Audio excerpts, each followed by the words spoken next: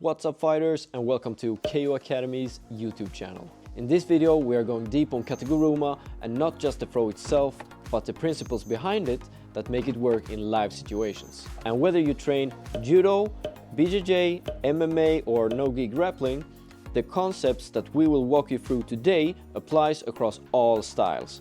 We'll start by breaking down the basic variation of Kataguruma step by step, and go through some common mistakes and small tricks that can help you stay on top and not get countered once you hit the mat.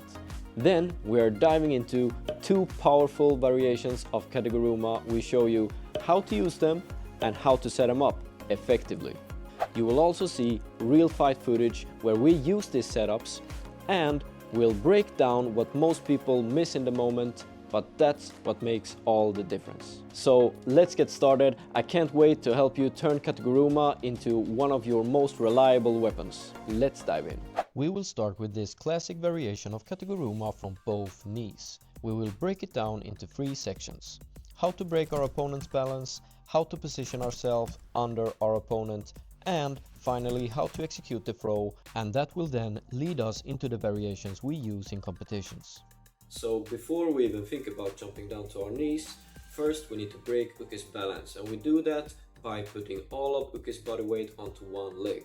Then we need to get in position, and we do that by doing a level change where we squat in our fight stance. For now, don't think too much about grips, we just want you to understand the principles and the mechanics behind the throw. So we both stand in a right versus right stance with our feet. Although, note that we are connected through my left side, so my right hand is free. We start with the level change, and that's basically a squat in our fight stance where we get our shoulder under Uke's shoulders.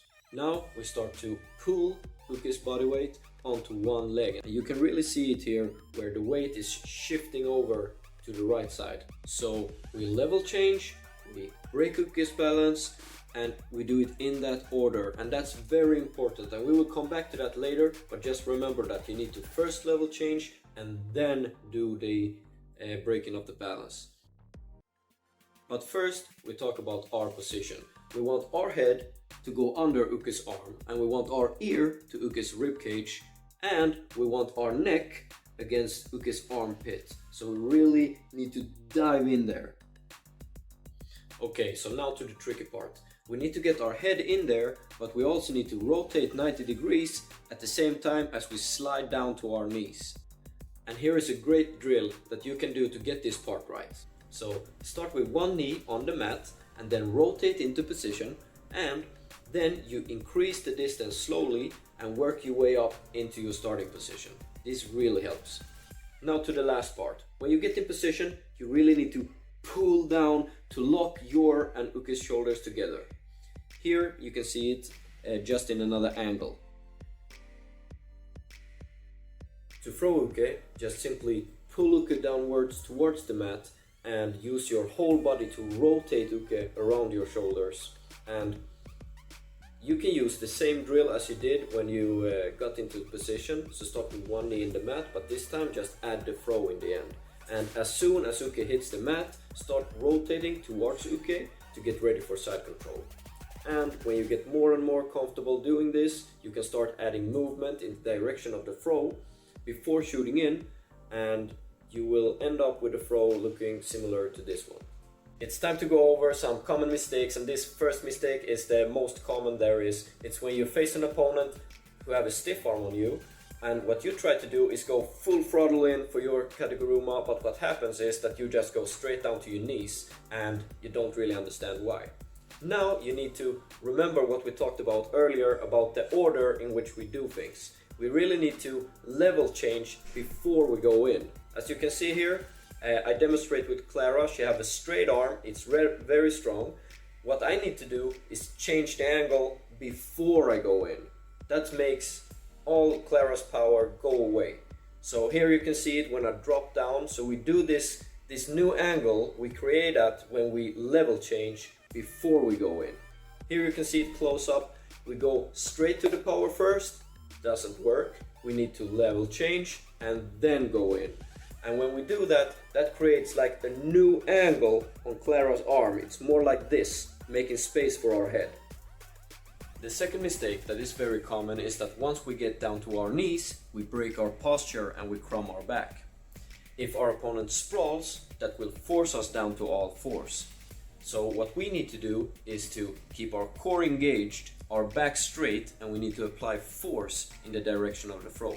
Even if our opponent is forcing our upper body forwards, we need to keep our posture. Now we know how to do the basic Kataguruma. The next level is to make sure to land on top, even if our opponent tries to defend our attack, or if we score with the throw, how to not get countered once we hit the mat. The absolutely most common defense to a Kataguruma is when your opponent sprawls, just like Clara does here. So you're shooting for a Kataguruma, your opponent sprawls, forcing your upper body onto the mat. And the second most common defense is that when you score with Kataguruma, or almost score, your opponent can secure top position because you stopped driving. Just like in this case, my opponent could easily secure top position, and that nearly won him the fight.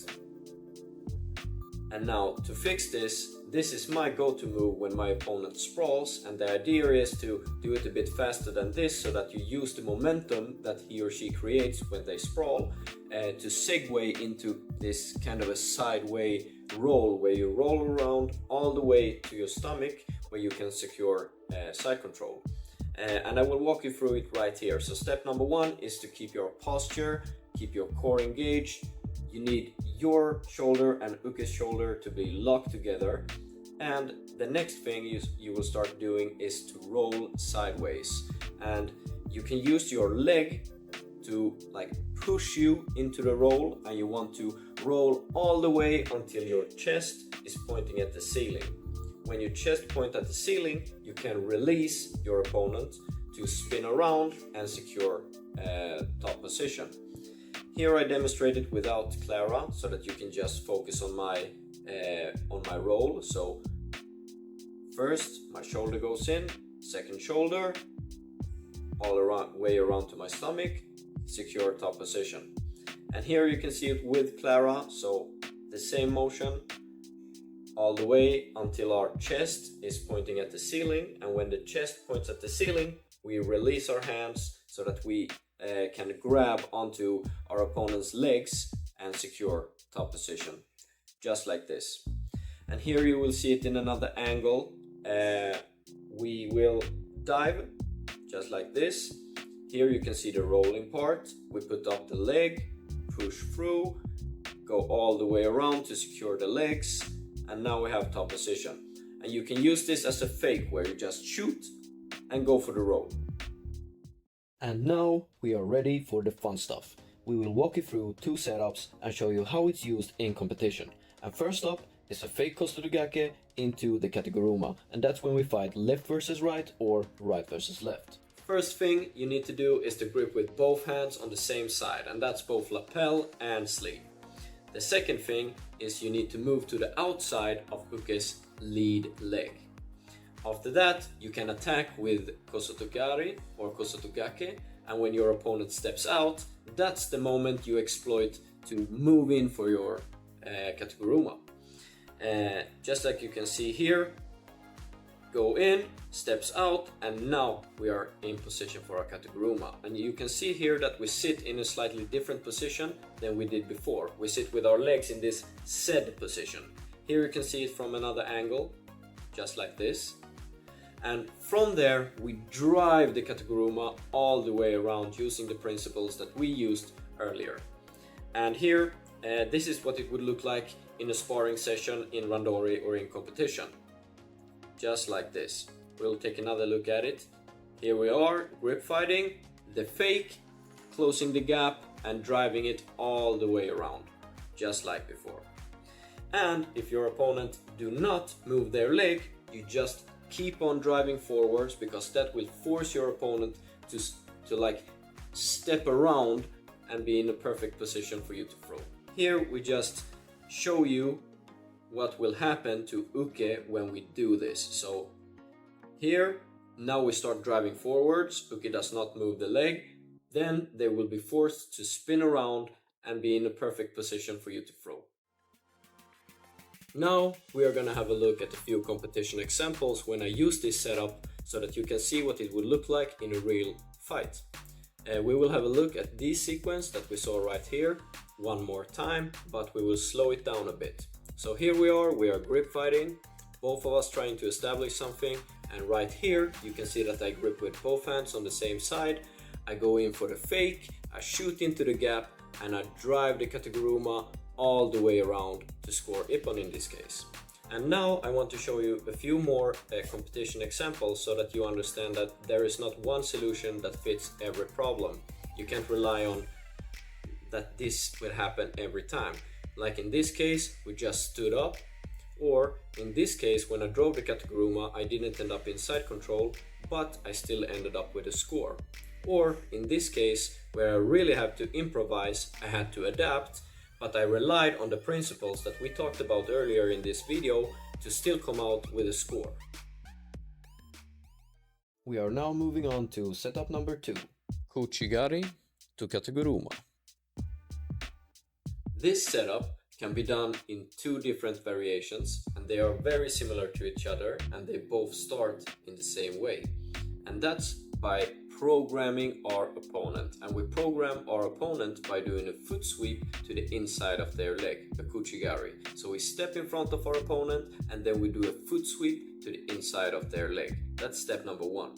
Step number 2 is to make the start of our Kataguruma look as similar as possible to the start of our foot sweep technique.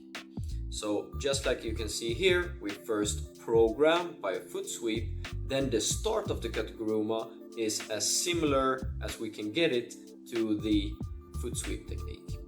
One more time, this is not so hard, I think everybody understands this. So here we got it one last time, just like that. Okay, the next variation is a bit harder to explain, but I will do my best and I will show you a bit more. So when you have done the Kouchi Gari, the foot sweep, when you exit the foot sweep, you want to exit into a new angle. So in the start, your feet are in a line. Both your feet and your opponent's feet are in a line.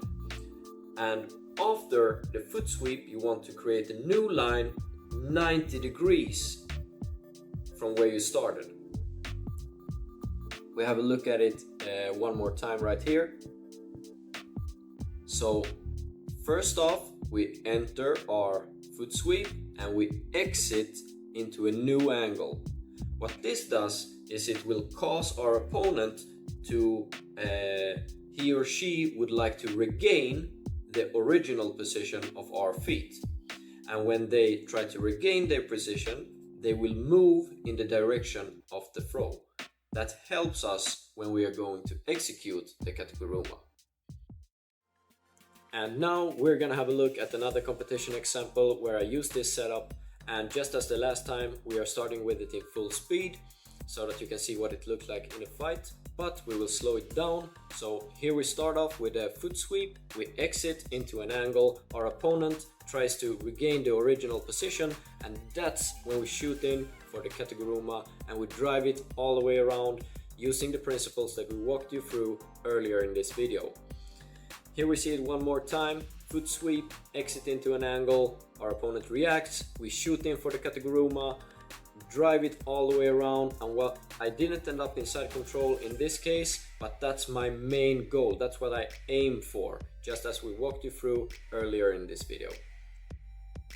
Thanks a lot for watching the video all the way to the end, it means the world to us. If you liked the video, please hit the like and subscribe button, and don't hesitate to leave a comment below telling us what you thought about the video concept, what you liked and what you didn't like, because your feedback will help shape the next video.